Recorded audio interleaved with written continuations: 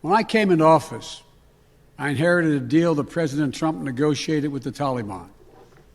Under his agreement, U.S. forces would be out of Afghanistan by May 1, 2021. The choice I had to make as your president was either to follow through on that agreement or be prepared to go back to fighting the Taliban in the middle of the spring fighting season. The truth is, this did unfold more quickly than we had anticipated.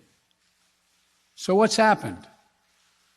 Afghanistan political leaders gave up and fled the country. The Afghan military collapsed. Welcome to No Apologies. I'm Dana Loesch, and that was President Biden today speaking on the complete disaster that happened that's taken place in Afghanistan just the past 48 hours. The Afghan government has been toppled, and the Taliban is now in control for the first time since 1996, establishing and going by the name the Taliban Emirate, which is what they had called Afghanistan when they had assumed control of that country during that particular time. I mean, how in the world was the Biden administration stunned? And that's the big question. That's the story that not just the Associated Press, but also Reuters and others had reported over the weekend. So the administration assumed leadership in America, and they announced that we had new enemies that we had to fight. Remember this? We were told that we had to fight global climate change and that it was an emergency and that cow flatulence and fossil fuels were the enemy. If you remember AOC's Green New Deal verbatim language. And then, of course, there was the never-ending obsession with some kind of yet totally undefined domestic terror threat to America. It was kind of white supremacy, right? Isn't that what they intimated and then said outright? It was white supremacy that's the real danger to the republic that we were told by politicians in D.C. who hid behind 8-foot-high fences and the National Guard. Our Joint Chiefs of Staff, Mark Milley, he let us know recently what he was really concerned about. It was that white rage. And so, of course, our soldiers had to be vetted for ideological extremism. And it was recommended that our troops read Ibram X. Kendi. So in other words, we've been navel-gazing as a country obsessed with global warming pronouns, white supremacists, and meanwhile, actual serious threats and problems have materialized. Our enemies have understood that America was and is divided and thus distracted. We appeared weak and unsure of ourselves, less dedicated to military preparedness. After all, a country that castigates itself for being racist and evil all day is a country that's not likely to stand up for itself, much less its allies. The fact is that this is an unserious administration. We've recognized that. It's administration that fights fake made-up enemies instead of real ones.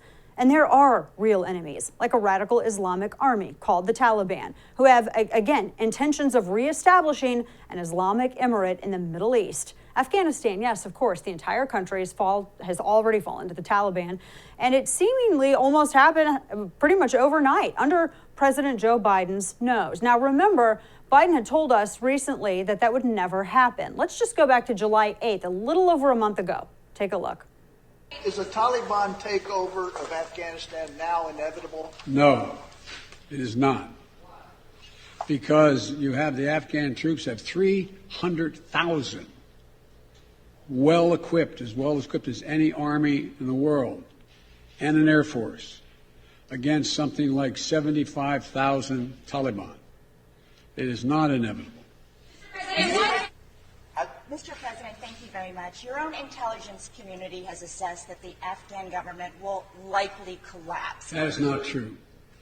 Can you please clarify what they have told you about whether that will happen or not? That is not true. They did not reach that conclusion. Oh, there's going to be a fight between deep state and the Biden administration, so pop your popcorn. The president went on to say that this is not going to be another Saigon, referring to, obviously, the pullout of American troops towards the end of the Vietnam War. Well, the president was right. It's not another Saigon. It's worse. It's worse than what Saigon was, something incredibly far worse.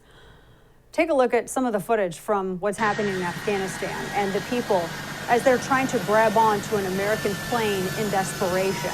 Now stop here for just a second. This is unbelievable. Imagine these are individuals that are hanging on. They want to hang on to the side of an airplane and fly up into the air. And there's later video, which we're not going to show you, of them actually falling back down to the pavement. They would rather face certain death hanging on the side of a jet than they would staying there and facing the slaughterers that are the Taliban. Total disaster. This is a country that we've been fighting and dying in for 20 years, ever since the Taliban created a safe haven for al-Qaeda and Osama bin Laden to create terror training camps, before al-Qaeda then flew planes full of American citizens into the World Trade Center and, of course, the Pentagon. You remember that in a field in Pennsylvania as well, killing thousands in the worst terrorist attack on American soil. So 20 years ago, we went to Afghanistan, back when we used to fight real enemies, and we wanted to destabilize the Taliban and take out al-Qaeda and take down Osama bin Laden. We decimated al-Qaeda. We decentralized the Taliban. 20 years later, the Taliban are not only alive and well, they're thriving. And everything we fought for seemingly has been lost overnight. Of course, this is a multi-administration problem, absolutely. But don't deny for a second that this collapse did not accelerate on President Biden's watch. Now, as of today, Afghanistan is descending into chaos so fast, even legacy media can't deny it. And they can't deny that it's Biden's fault the way that it happened. Watch. Trump and Biden wanted to get out of Afghanistan and to get out entirely, and felt that after 20 years of war, it was time for Americans to come home. But Biden is the president. Biden owns the responsibility for the way this is being done right now. And his military advisors, as you heard Martha Raddatz refer to, his military advisors advised against a precipitous rapid withdrawal. They wanted for at least a time to see a force remain in Afghanistan. That agreement with the Taliban, it didn't include the Afghan government, not at all. Yeah, those were that's the Doha agreement, Doha Qatar, which is incidentally one of that trended over the weekend because of the screens that were on in the photo that the White House tweeted out. There's going to be a lot of blame gaming, a lot of that taking place. But a quick point on this before we finish up here, a quick point on this is that Biden had ignored his military advisors. The Wall Street Journal reported on this a month ago, that he was not listening to them. And actually, it was even before then when he completely cut air support, and we'll talk about that in a minute. Now, many people say that this was a negotiated pullout that Trump himself established and that Biden just simply agreed to it. He inherited it. That's the talking point.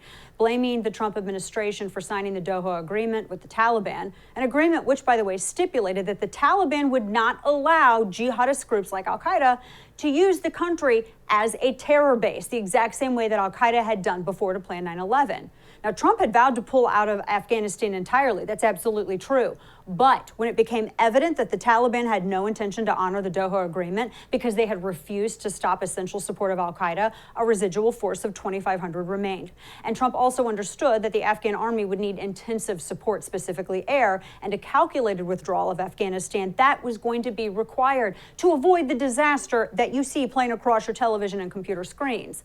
Now, as Biden tries to blame the Trump administration by saying that he inherited the mess, and which, by the way, do you want to have a discussion as to whose war it was? Someone who voted for it, someone who funded it when he was a senator, someone who sat as the chair on the Senate Oversight Committee and handled all of it, someone who also managed it and prosecuted it for 8 years as vice president of the United States before undertaking it himself as president?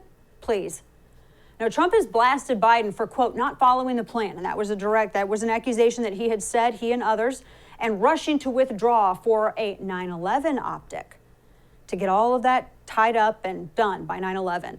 And when Biden assumed control, he eliminated American air support for the Afghan army, kneecapping their ability to organize a strong defense. And a side note on this, the Afghan army the way that it was organized was to match how the American military operated. Every branch of the American military operates in conjunction with each other so that there are no gaps and everything is covered. So if you need to ferry people who are injured, you need to get people or supplies to outposts, or conduct coordinated airstrikes, that's what your air support can do. And by eliminating this, you just left an Afghan ground force, and there's no way you're going to be able to take on the Taliban, who now have Black Hawks. More on that in a second. The Biden administration had closed Bagram Air Force Base. For some reason, before we even evacuated American personnel or Afghan allies, like our interpreters and informants. We allowed it to be seized by the Taliban, who now have released thousands of terrorist prisoners along their way to Kabul. And in addition, all of the taxpayer paid for shiny Black Hawk helicopters, the drones, the weaponry for use by our forces and the Afghan military, caches of weapons and American military equipment have been taken, like you see in the images. Don't think for 1 second that the Taliban's not going to sell our drone technology to the Chinese Communist Party for them to reverse engineer either. And as of yesterday, the Taliban have seized the Afghanistan government headquarters in Kabul and effectively the country. Here's video of them sitting at the former president's desk. And the former president, take a look at this. He got out of Dodge. Watch. Afghanistan has new masters. 20 years after their first experiment in power came to a shattering end, the Taliban are back. Hours after arriving in Kabul, sitting at the president's desk. Here's Secretary of State Anthony Blinken saying that none of this would happen this was on July 7th. He said this is not going to happen. He literally says something like this couldn't happen between a Friday and a Monday. Yet that's exactly what has happened. Watch. I don't think that the fact that our forces are withdrawing, one, we're not withdrawing, we're staying, the embassy is staying, our programs are staying, we're working to make sure that other partners stay, we're building all of that up, and whatever happens in Afghanistan, if there is a significant deterioration in security, that could well happen. We've discussed this before. I don't think it's going to be something that happens from a Friday to a Monday. We had to withdraw from Afghanistan. That isn't the question. The question was how to withdraw. People who can't name 5 cities in Afghanistan without the help of Google can't possibly determine the policy and outcomes of this country, no more than people in Jalalabad can set policy and outcomes for the United States. Afghans must also have the will to fight for their freedom and the freedom of their mothers and their wives and their daughters and their sisters. All the money and support in the world won't manifest a will in the hearts of a people where no will exists. And kneecapping the Afghan military by removing must-have air support doesn't translate to success either. The Afghani government was corrupt. The management of the Afghan military was corrupt. Oh, believe me, there are many parents of this disaster. Biden's generals knew. The intelligence agencies knew. The legacy media knew. How were leaders of the Taliban meeting with Chinese Communist Party leaders back in June, sharing photos of them together online without intel or military brass, not realizing that maybe perhaps the signal that the Taliban wasn't content to play second fiddle to what they viewed was a puppet government of the United States? Now, there's no running from this for the Biden administration. It is a disaster, even according to people, shockingly, like Savannah Guthrie, who did a very good job. I have to say, I'll give credit where it's due. She followed up. This is the most cringiest interview I think I've seen on this so far. This is National Security Advisor to the President of the United States, Jake Sullivan, on the mass evacuation. Watch this. There's going to be no circumstance where you see people being lifted off the roof of a embassy of the United States from Afghanistan. And yet that is precisely what we have seen over these last few days. How do you explain getting this so wrong? Well, first, Savannah, to be fair, the helicopter has been the mode of transport from our embassy to the airport for the last 20 years. But you know the larger point. It's not the helicopter. Is how we move it's not the mechanism. Forth, so No, it's the last-minute scramble. You know that. It's the last-minute scramble when the assurances from the president himself were this was not what we were going to see. National Security Advisor. This was a debacle that everyone saw coming, except the administration, apparently. Or either that or the administration ignored it. They ignored the advice of their military advisors, as I mentioned, per the Wall Street Journal. And they continued on their path towards pullout as territory after territory fell to the Taliban. 20 years of building up intelligence contacts, allies and friends inside of the country of Afghanistan. And we've left these people to be slaughtered. No one's safe. This is a failure of the suits, not the boots.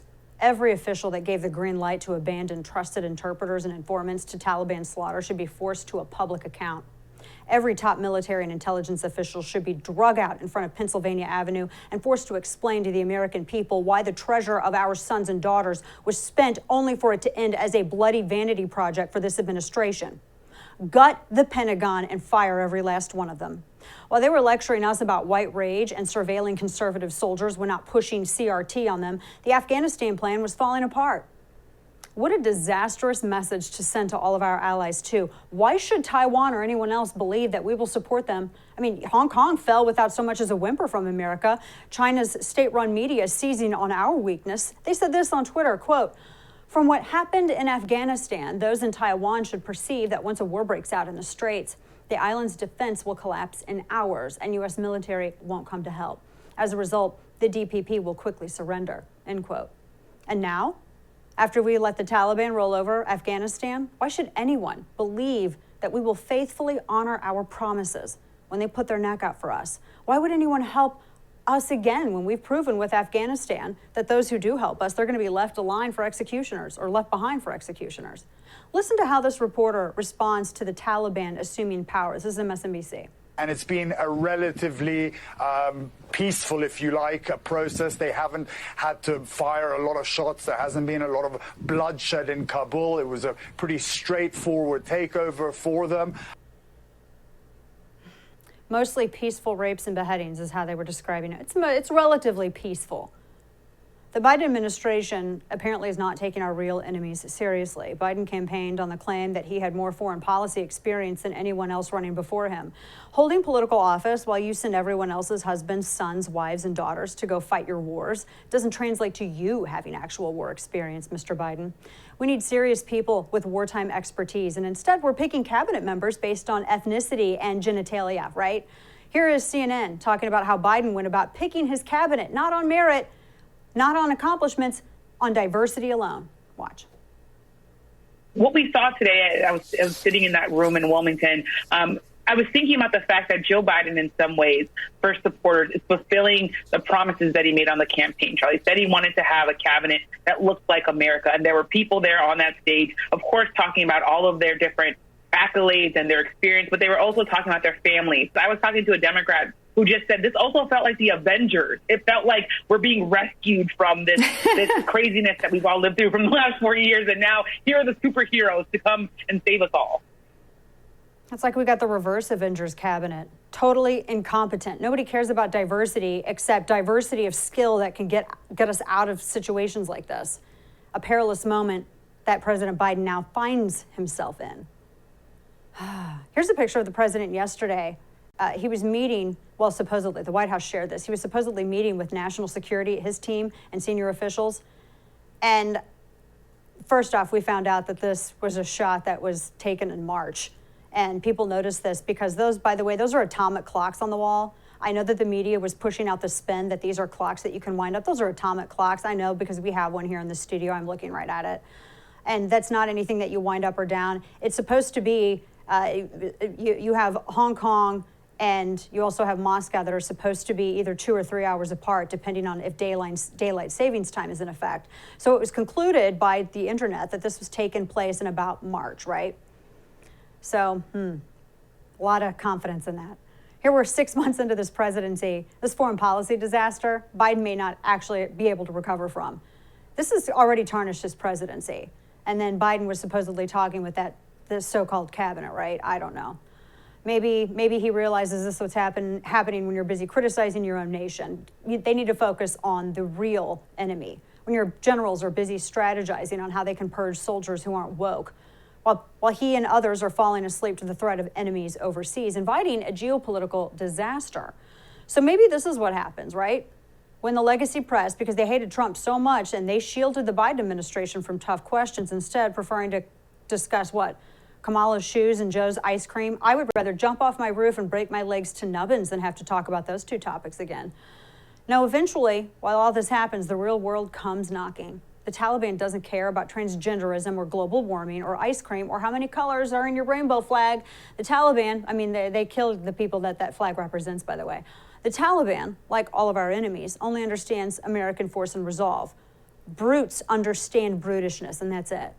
We don't stand up when freedom is absolved. We thereby cast a shadow of tyranny across our interests. We don't even stand up for ourselves anymore, though. How can we be expected to stand up for allies that risk their families and livelihoods to get us information we need to secure any kind of victory? Now, many in the Democrat Party, some of them don't even have the will to stand for the national anthem. And this administration goes right along with it. Look, this is what you get when you have real enemies that know you're weak and distracted and fighting over petty stuff instead of the bigger issues at hand. The Communist Party of China gets it. Whether China invades Taiwan isn't a question of if, guys. It's a question of when. And speculation was that 10 years, that's pretty much probably the length of time that it would take. I think that shrank. But why would the CCP back down now after they saw how we treated our allies in Afghanistan? I mean, I don't take any pleasure at all whatsoever in saying any of this. It's not only bad for President Biden, it's bad for America. And I don't care who sits in the White House. I don't want our standing in the world weakened. I don't want to send a message that we can't be counted on. No matter who is behind the executive desk, I never want my country to be viewed this way. Now, we're approaching the 20th anniversary of 9/11.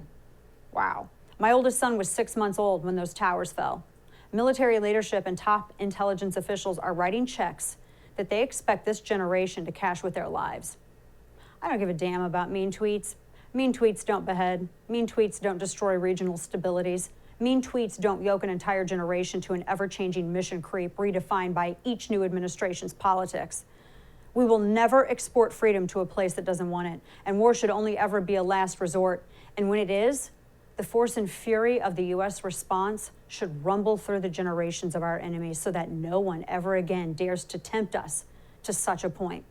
And the political Skeksis who can't define a clear objective have no business committing our time and treasure to any cause at all without a clear goal and exit strategy.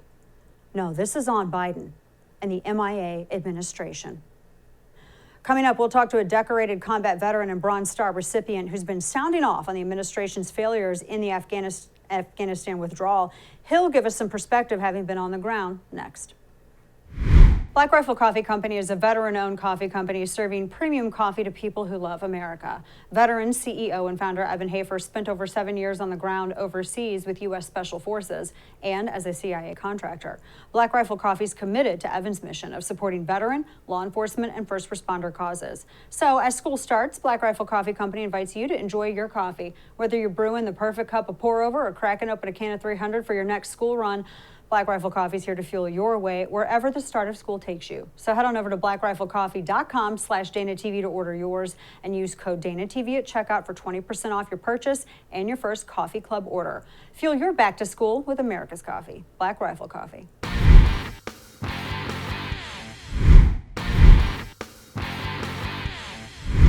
As we showed you in the first block, the situation in Afghanistan is dire, so dire that citizens would rather fall to their death hanging onto an airplane rather than submit to the Taliban's incoming regime and slaughter. The situation is so dire that the President of the United States was forced to cut his vacation short up at Camp David and address the nation, albeit way too late.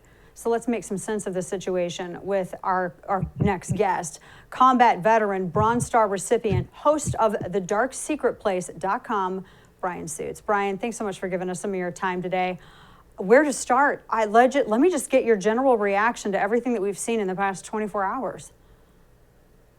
The reason that this is more significant, more shocking, and people are justified in an age of overstating everything, you're justified in doing that on this because the North Vietnamese army had a 2-year heads up. We left in 1973, ended a draft, pretty much signaled in every way we were not going to come back to Vietnam. And then they predictably used Fort Benning field manuals to invade and conquer South Vietnam. We saw that coming, right? And we even provided some air support up until the end. This was signposted by anybody who ever trained indigenous forces in Iraq or Afghanistan. From 03 down, this is what I love.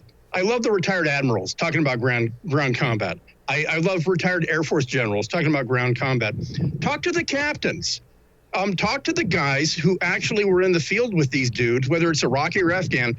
And the minute you put any sort of cultural assessment in there, see me winking, that was edited out. All they want to know is, did they meet marksmanship standard to U.S. Army standard? And you go, well, yeah, we were there for 7 days. Eventually, everybody hit the 10 ring. What?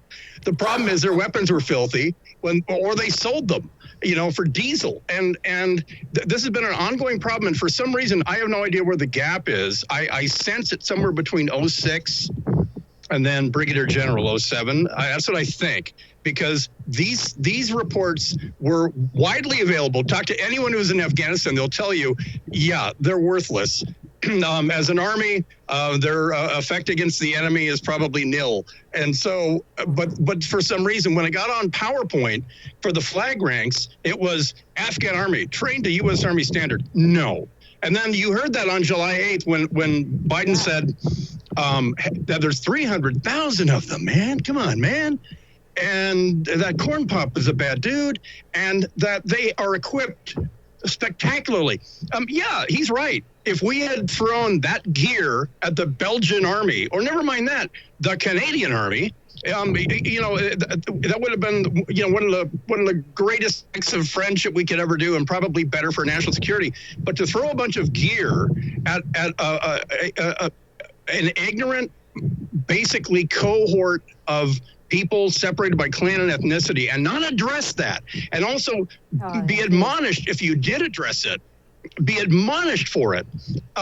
This was as predictable. This was as easily figure-outable as a puppy sitting next to a pile of poo.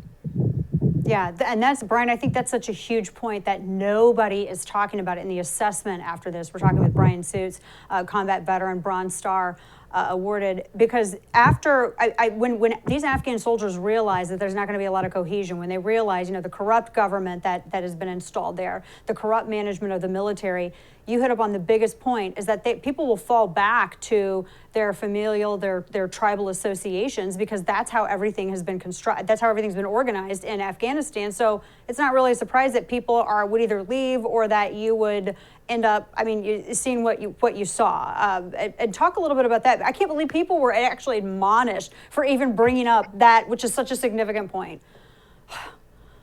I went to the School of Counterterrorism and Counterinsurgency as an NCO in Bosnia. And Bosnia, while we were called peacekeepers, we were really occupiers. Bosnia recognized that you could not put a Croat, a Serb, and a Muslim in the same unit. So they had Croatian battalions and Serb battalions. And the Serbs were practically a separate army. And then Bosnian Muslim battalions. And you know what? It worked. They all agreed, hey, this works way better. And we can get together and do marksmanship competitions, but if anyone invades, we'll be Bosnians, whatever. And when I was in Iraq, it was the same thing. I didn't understand why we were taking just common ne'er-do-wells who didn't have a tribal clan affiliation, when that was so much more important to the Iraqis than anything else. And we had a State Department telling people like me, hey, don't emphasize the clans. Don't hire guys. Don't hire contractors based on local tribal affiliations.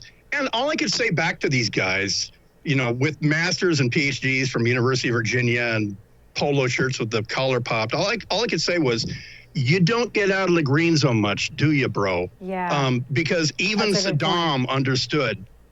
And so you get to Afghanistan, same deal. Absolutely same deal. Everyone on the ground, captain and below, and I'll be generous, major and below, said nothing gets done here if you don't recognize the ethnicities and the local clans. And also they accept bribes.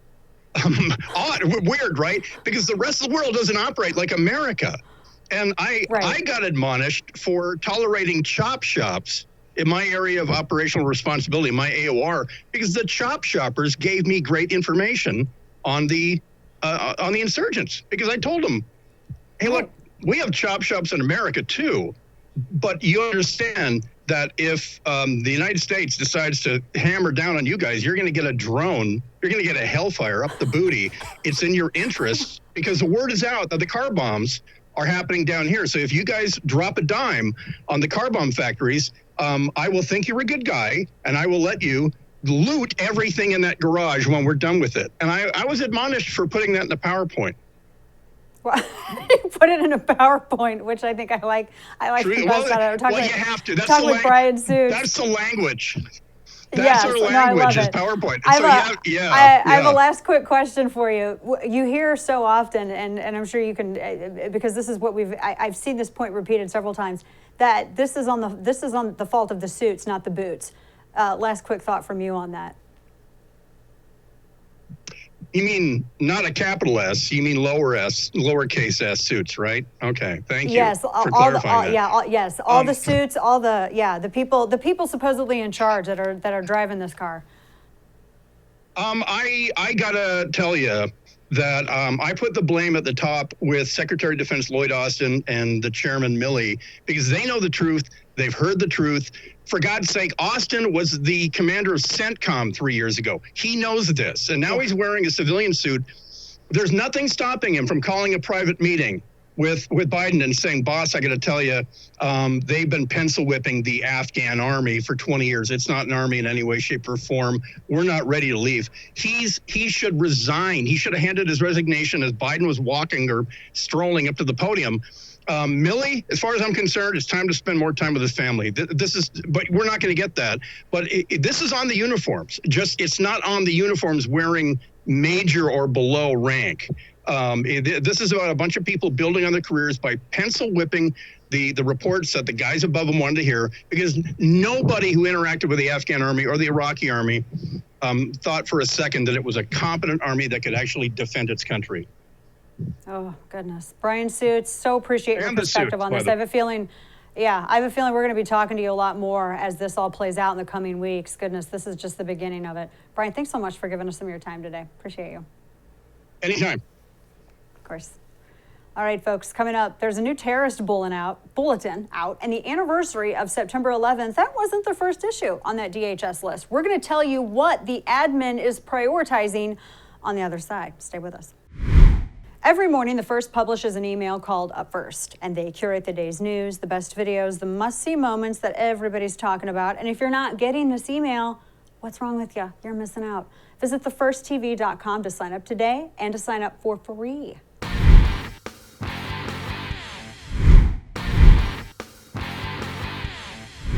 Welcome back to No Apologies. We talked earlier about China on the program today, and it's important to recognize just how much of a threat the CCP poses to the entire world, and not just about the coronavirus. I mean, we also saw them on Twitter earlier today going on and seemingly gloating about the situation. Well, not seemingly, they were gloating about the situation in Afghanistan. One person doing their best to make sure that all of this is, well, people are aware of it. It's constitutional law attorney Jonathan Emord, and he is the author of the book, The Authoritarians, Their Assault on Individual Liberty, the Constitution, and Free Enterprise from the 19th Century to the Present. I have to say I have this book. And PJ Media, he's got a great piece up there right now called The Great Betrayal, and it really dives into the lab leak. Remember the lab leak theory that we weren't allowed to talk about for quite some time? Jonathan joins us now. Jonathan, thanks so much for giving us some of your time today. I know it's kind of crazy and the news is difficult to manage. I've got to get your reaction, though, to the different state agencies. I mean, and I know that they're newspapers, but they're all operated by the Communist Party of China, that were gloating essentially about what was happening in Afghanistan and talking about essentially what would happen if they declared war on Taiwan, or at least went to invade Taiwan, and how they had no expectation that the U.S. would really be able to do anything. What is your response to what they were tweeting earlier? Well, it's definitely the case that China, for a very long period of time, has been interested in advancing its interests around the world at the expense of the United States. And the naive assumption on the part of many people in the United States that China is benign should be changing rapidly. It should have changed a decade ago. They are a malignant power intent on destroying the United States and intent on using every means possible to overthrow us, to damage our interests around the world. And so, of course, they're gloating right now. You've got an ignominious defeat, thanks to Joe Biden, in Afghanistan. And I don't think that we're going to see any change in China's direction through any degree of diplomacy. We have got to get smart. We have got to undermine the regime. We need to take every advantage that we have and use it against them. We shouldn't be engaging in any trade with China. They're using everything to their advantage and to our great disadvantage. I think it's a very good point. And I was amazed to hear that the administration was stunned by everything that developed in Afghanistan, especially when just I think it was a little over a month prior, the Taliban, as well as the Communist Party of China, were sharing photos online of their officials meeting. They were standing there in front of their respective flags. They had their face masks on. They were talking about whether or not they would be recognized as any kind of legitimate governance. And I mean, that couldn't have been a surprise now. I had to tell people that the Taliban was not willing to play any kind of second fiddle to the United States-backed Afghan government. What can you tell us about this? Well, the Chinese have been funding the Taliban for years, and they're interested in seeing the Taliban cause great injury to us. But more importantly, they're interested in the resources in Afghanistan. Afghanistan is resource rich. China wants those resources. And so China will get the last laugh even on the Taliban. But when it comes to the United States, they're rejoicing that they are causing us to be humiliated, and they're looking forward to the opportunity to wield much more influence and power from a base through Afghanistan than they previously have been able to do. It's really a question of our resolve, and unfortunately, with this president, it appears we have none, and they are willing to test it. This move with Afghanistan really does pose a threat to Taiwan. I mean, we are looking at a situation where the lack of American resolve invites more aggression and expansion, and that's what we're going to see, unfortunately, I think. Especially after it seemed that not just the United States, but other nations were kind of quiet as Beijing just rolled into Hong Kong and took over Hong Kong. Hong Kong's not going to be the free financial beacon that it used to be, at least in Southeast Asia. So you have Hong Kong, and now you have Afghanistan. Yeah, it makes sense that China would be emboldened, thinking that we wouldn't be able to put up any kind of resistance if they decided to do anything to Taiwan. And it seems kind of like that may be the case, Jonathan. Well, I'm afraid it seems to be the case, because we have a president who has no willpower.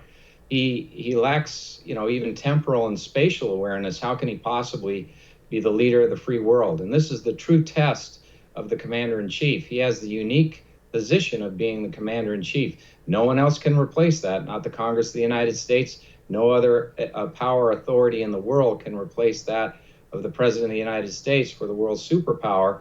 And yet he's inviting, by his weakness, by his indecision, by his contradictions, by his failure to comprehend, in this instance, the very grave threat that was posed by the Taliban through a precipitous withdrawal, what that could mean if we were faced with another Saigon scenario. And that's exactly what we have, but worse. It's a worse situation. This did not have to be. We could have withdrawn from Afghanistan, but we could have done it with strength. We could have really done a number, even in the last 2 weeks. Through strategic bombing, we could have destroyed their supply lines. We could have done a number on the Taliban, but he's done absolutely nothing. In fact, he's barely able to keep hold of the airport. I mean, it's a shocking, ignominious defeat. There's no other way to look at it. Yeah, Jonathan, when I look at this situation, me, a civilian, I do not have any military experience. I do not have any military training. I mean, I have a lot of firearms training, but that's about it. No military service. When I look at this situation, me, a civilian, and you just made a very great point. Why not have these strategic strikes to take out their supply lines? I mean, there's a reason why they've been able to drop so many cities as quickly as they've been able to, and their speed apparently surprised the administration. The Guardian had an interesting piece about this the other day, or yesterday rather. But when I'm recognizing this, that's where I really get concerned, because I should never be in a position as a civilian where I think maybe our government and military leaders could have done this better. What does that say to you about the people that are advising the President of the United States on these issues? Well, I think they're paralyzed with indecision, and that's what you look for in a leader in a crisis like this, in a commander-in-chief, is decisive action. You look for bold leadership and decisive action. If instead you have someone who's cowering in a corner, who won't even leave Camp David until he absolutely is forced to, and who really has no set plan for dealing with the crisis, you invite more of it. And we're looking at one of the largest terrorist sponsors in the world here, and we're looking at a combination between China, Russia, and the Taliban that is going to invite a lot of terrorist activity. We have got to get in the business of destroying those terrorists over there, or they're going to be here. And we know that lesson. We should have learned it from 9/11, but we haven't. We should have. We haven't at all. Talking with Jonathan Emord, a question for you, not really to take it off of the situation that we have, but we've been talking about coronavirus and lab leak all up until everything with Afghanistan began falling apart. I feel, Jonathan, really that this really puts our ability to determine what exactly happened with the lab leak theory. I feel like that puts us even further behind and further away from ever investigating that fully and getting the answer to that. What are your thoughts? Well, I think that the ultimate determination, that is forensic type of evidence, we will likely never have. But what I do think is that it's very apparent from all of the information we do have that the highest probability is that this is a bioweapon type of structure. That is to say, it is a lab leak, so it wasn't completed and it didn't happen the way the Chinese wanted it. But look, Dr. Zhijing Li at the Wuhan lab was under the direct control of the PLA and the People's Republic of China. And her work, it is known, was done for bioweapons research. So it's not at all a surprise to our intelligence community that we were dealing with fire with these people. And that should have been very painfully apparent to Dr. Fauci, who no doubt had the direct understanding, as anyone would, that this is an avowed enemy of the United States, the People's Republic of China, and you are giving them the wherewithal to create a bioweapon. Whether you knew ultimately they would or not doesn't matter. You are giving them the wherewithal to do it. And so when we have this lab leak, then we know they weaponized it when they chose to keep international flights open and close domestic flights. At that very point, it became a bioweapon. At that very point, they used it strategically to destroy the West. And they knew that would come. I mean, they said that we would drown in a sea of coronavirus. So there is a lot of culpability on the hands of people like Dr. Fauci for not taking immediate steps at the start of the administration. On January 10th, 2017, Dr. Fauci spoke at Georgetown University Medical Center, and he said that he predicted a surprise outbreak. He said those very words, and he knew it was coming. Yet what did he do after January 10th, 2017? He didn't do anything to stop the activities that were undertaken in the Wuhan lab. He didn't alert the administration to the need to take emergency measures. Instead, in December of that year, he paid he authorized another $5.96 million to go to the EcoHealth for work with the Wuhan lab.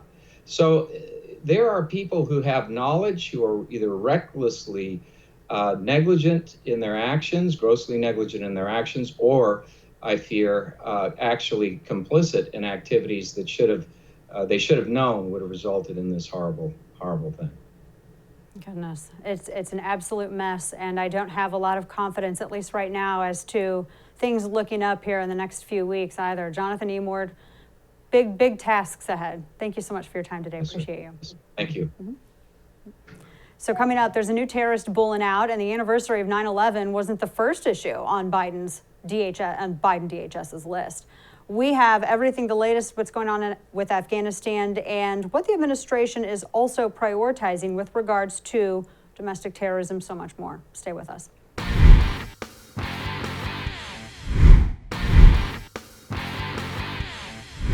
Well, the Biden administration has been incredibly focused on domestic terror. Now, who are these evil domestic terrorists? We never really actually know who they are. We're just told that they're the white supremacists and that they are the single biggest threat to the Republican. And the proof of that? No idea. Just believe us, says the Department of Homeland Security. Now, remember, we're supposed to believe that the Capitol riots nearly caused the fall of America, a bunch of Red Dawn LARPers, and the people behind it weren't just a bunch of unwise, emotionally charged people who were just very foolishly, some of them very criminally with some of their criminal actions, including assault and vandalism at the Capitol building. Some people walked in, they had no idea what they were supposed to be doing. But we're supposed to believe that that was all just the tip of the iceberg of a bigger threat, a threat bigger than that of Islamic Jihad, a bigger threat than that of Antifa, a bigger threat than even MS-13 or the BLM riots that burned America all summer long last year. And this is the threat to rule them all. We must be so vigilant. But again, who are these domestic terrorists? I mean, who should we be looking out for? Well, we just learned some more over the weekend, folks, when Homeland Security issued this alert, DHS to the rescue. Now pay attention. This will help you know who to look out for and who to snitch on when it's time to snitch. Could be somebody in your own family. So from DHS, here's what to look out for. I'm not even joking with you at all. Well, DHS says this new terrorism advisory is not based on any actual threats or plots, but it says there's a rise in anti-government rhetoric. Some of it is opposition to COVID public health rules like mask and vaccine measures. Some calls for violent action are based on claims of election fraud or a belief that Donald Trump can be reinstated. And DHS says the coming 20th anniversary of the 9/11 attacks and religious holidays later this year could be catalysts for violence. This is the dumbest thing I've ever heard, and it's killed my brain cells without the benefit of alcohol to go along with it. So now we have more to go on after 7 months of zero details from Department of Homeland Security. How do we know who a terrorist threat is? Oh, we know. It's the people who don't like masks. That means your grandma, who no matter how many times you tell her that masks save lives, even though no scientific studies show that, she continues to mow the lawn without one or be outside alone in the sunshine. She's probably a terrorist. And this means that your vaccine hesitant neighbor, remember that person? Yeah, she didn't want to inject her child with the vaccine. Maybe her child has some health issue. You don't know. Let's assume the worst of her. She's probably a terrorist threat too. Don't be fooled by that double stroller. She could be hiding a bomb in that thing. I know it's hard to believe, but these terrorists apparently live among us and we must be vigilant. But there's more. Anyone who thinks that the election was a hot mess and has questions, they're also apparently terrorists. I'm apparently a terrorist if I ask why there was someone illegally registered to vote at my home address, because that happened. Am I a terrorist for asking that? I know what you're thinking. Wait, what? Questioning election integrity? That's a terrorist threat? Then the entire legacy media should be in Gitmo because they questioned literally the election integrity for 4 years straight after Trump was elected, right? No. It's only when you question the fairness of an election that Democrats win.